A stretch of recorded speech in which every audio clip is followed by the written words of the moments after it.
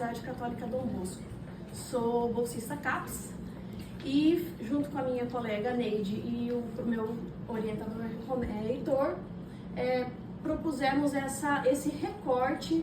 Eu venho de uma vivência de ponto de cultura, realmente de ponta, de formação, de criação desse ponto de cultura, e agora a gente está levando ele para o meio acadêmico, né? Então, às vezes é um caminho meio inverso que a gente vê acontecer.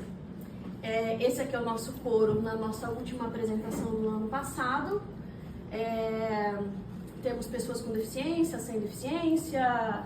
Aqui nesse meio são apenas cantores, e esse é o ponto do nosso protagonismo. Então, eu trouxe alguns questionamentos, né, em relação que a cultura é um direito fundamental. Ótimo, temos lá no museu o problema do acesso físico e também a pessoa, às vezes, com deficiência visual, como a minha colega falou na hora do almoço, que não podia tocar na obra e também bateu a bengala e aí, né? Então, a gente tem muitas camadas dentro dos paradigmas que a pessoa com deficiência passou ao longo dos anos, entre exclusão, segregação, integração e inclusão. Reza a lenda que estamos na inclusão. Será que estamos na inclusão? E dependendo da situação que você está na inclusão, você está na integração, você está na segregação. Graças a Deus, acho que não estão matando mais ninguém, né? Mas depende também do que é morrer. Pode se matar uma pessoa viva, né? Então, esse é um questionamento de em que fase estamos. Aperta aquela setinha lá da ponta, aquela setinha lá da ponta, ó. Que aí você vai abrir a tela cheia. Isso, aí bota modo de apresentação. Pronto, muito. Aí agora é só na setinha? Só passar, ponto, foi. Então tá bom. Então, o nosso objeto da pesquisa desse artigo, né, foi analisar como o ponto de cultura Vozes Especiais promove o protagonismo cultural das pessoas com deficiência por meio da implementação de estratégias de acessibilidade cultural. Para isso, nós precisamos compreender os mecanismos que as pessoas com deficiência que são o nosso público precisavam para conseguir chegar aqui na acessibilidade cultural e quais essas práticas metodológicas que a gente ia ter que desenvolver porque elas não existiam, ou se existiam eram aplicadas em outras áreas e não na música, para que realmente acontecesse. Pesquisa qualitativa e descritiva, estruturada como relato de caso para trazer para vocês, permitindo uma análise aprofundada das atividades e impactos do ponto de cultura. O nosso ponto, ele foi, antes de ser ponto, ele era uma iniciativa de amigos, eu e a professora Sandra, e esse regente aqui, e a esposa dele, que é uma cantora maravilhosa, e ela nos ajudava como voz guia no coro, né? Em 2006 a gente começou. E então nos encontramos, no mesmo ano nasceu o Cadu, que foi um menininho que estava ali na última foto, neto dessa minha amiga, com síndrome de Down. E a gente então começou a levar numa escola especializada em educação especial o canto coral, para que eles tivessem realmente o contato com a música, né? Nós éramos instrumentistas, pianistas, mas o canto acho que era mais fácil, tecnicamente.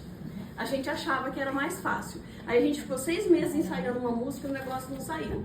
Aí a TO teve que entrar no meio e falar assim, gente, esse negócio vai ter que ser pelo lado de mecanismos de facilitação de aprendizagem, não dava só aquilo, né? E então a nossa técnica é a observação direta participante.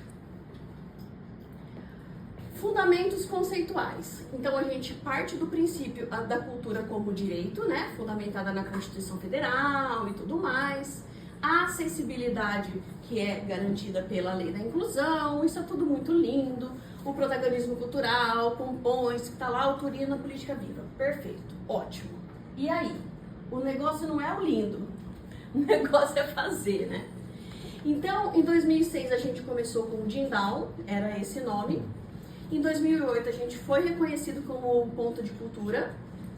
Entre 2010 e 2015, a gente continuou trabalhando com o pessoal. E aqui, na outra apresentação que eu havia feito, essa aqui são... Eu não sei quem são essas pessoas, porque eu não lembro os nomes. Mas elas foram fiscalizar. Foi 2010, que elas eram do Ministério da Cultura na época, que foram fiscalizar o ponto. E eles cantaram pra elas e tudo. Daí na hora que elas saíram, veio uma das meninas ali, chegou e cutucou a minha amiga, né? Falou assim, gente, ela chorou. Porque eles são deficientes intelectuais. E quando você trabalha com a pessoa com deficiência intelectual, o trabalho que você faz com eles é muito concreto. Não tem uma abstração. Ontem um menino que brincava me falou que hoje é semente do amanhã. Tá, o que hoje é semente de amanhã, como é que isso funciona? Né? Então, por isso que eu falo que a acessibilidade metodológica foi muito mais importante, foi o principal fator para que a gente conseguisse hoje esse protagonismo na acessibilidade cultural. De 2006 em diante, de 2016, então, vamos passar pela parte do dinheiro? Aqui a gente recebeu uma verba, foi fomentado, ótimo, lindo. Daqui até aqui, zero. Então, ou você continua pelas suas próprias pernas, no caso, ela tem uma escola de música, a minha parte era voluntária, então tudo voluntário, ou parava o trabalho. De 2016 a 2024, a gente conseguiu 3 editais de fomento ao longo desses anos. Essa é a nossa logo inicial, lá atrás, quando a gente fez, aí a gente mandou depois fazer essa identidade visual com esse rosto simbolizado. Aqui é uma das nossas apresentações no encontro de coros. E como essa acessibilidade metodológica aconteceu? Como que a metodologia se fez com esse público? A gente precisou de educador especializado em arte e educação, de terapeuta ocupacional, de equipe, fonoaudiólogo para poder trabalhar a parte vocal, como que ia fazer exercícios preparatórios de fala, de dicção, como fazer um vocalize adequado para essa pessoa, que não adianta você falar para ela fazer, ela não vai fazer. Então você tem que trabalhar com palavras e com estrofes que elas consigam realmente fazer ali, e vozes guias para dar esse apoio. Normalmente as vozes guias ficam para trás. 5 minutos. Olha só, a pessoa fala, né? Bom, entre as estratégias metodológicas, então, destacam-se os vocalizes, massagem facial, repertório especialmente selecionado, adaptado às capacidades dos coralistas. Com isso, nós conseguimos, ao longo de 20 anos, né, o reconhecimento artístico, né, e aí a gente traz essa questão de que a inclusão se efetiva quando a deficiência não é o centro da cena. Então, a intenção é que quando vocês encontrarem alguns dos nossos coralistas cantando em algum coral do mundo, você não olhe para ele e fale assim, nossa, tá lá a pessoa com deficiência cantando. Não, são cantores. A partir disso, nós temos então o protagonismo cultural, né, que tem o poder transformador no modo como a sociedade vê e acolhe a diferença, e o pertencimento e resistência. Quando o coral canta, a exclusão silencia. A cultura acessível não representa apenas um direito garantido, mas constitui uma forma genuína de pertencimento e resistência contra a invisibilidade histórica que a pessoa com deficiência passa. Haja vista o tanto de trabalhos que a gente viu aqui nesse seminário, inscritos falando sobre a pessoa com deficiência, especificamente. Né?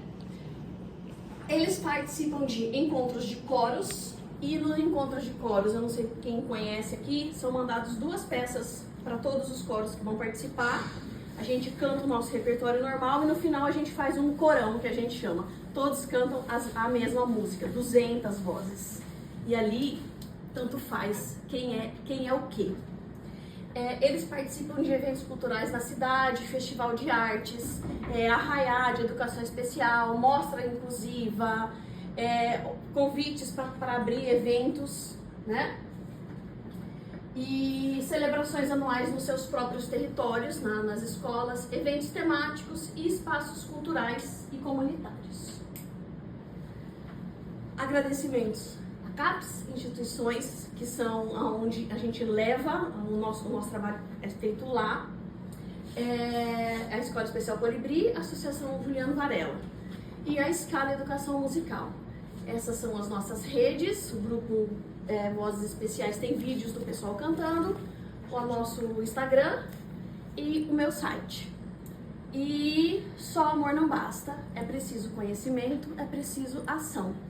Garantir o acesso à cultura assegura que as pessoas com deficiência não sejam empurradas de volta aos modelos de integração, de segregação e de exclusão. É isso, obrigada.